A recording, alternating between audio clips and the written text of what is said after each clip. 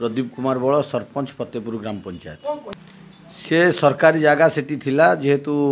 अन्य मानकर जगह सहित थिला सामने थिला से माने से जगह को दखल करुले आज सरकार तरफ सरकारी अधिकारी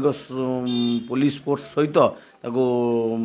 सीमा चिन्हट करागला एवं सेठी 2531 डिसमिल जगह नियंत्रण करागला आज तार बाड़ सहित पूरा आज सीमा चिन्हट कराई खुंटपुती तार बाड़ चिन्हट सहित आईआईसी तहसिलदार उपस्थित वीडियो उपस्थित पंचायत कार्यालय निर्माण हो पार हम एवं जीपीएल बिल्डिंग हम आपणकर गोडाउन हम माने बहुत जगह अच्छी जो मु दीर्घ 8 वर्ष लगिगला जे कार्य को करने जो जेते पंचायतवासी समर्थन अकुंठ समर्थन संग्राम लड़ई भितर जो आमरण अनशन हो कि अनशन हो कलेक्टर को भेटा माने पूर्व सरकार जो भाव माने मु दीर्घ 3 वर्ष सरपंच हेली मो पूर्व जी सरपंच थिले तांको भी बहुत हैरान करछंती सरकार चाहि नहीं करे देवाई सबुठार बड़ कथा है जे मोर स्वर्गत नेता मोर गुरु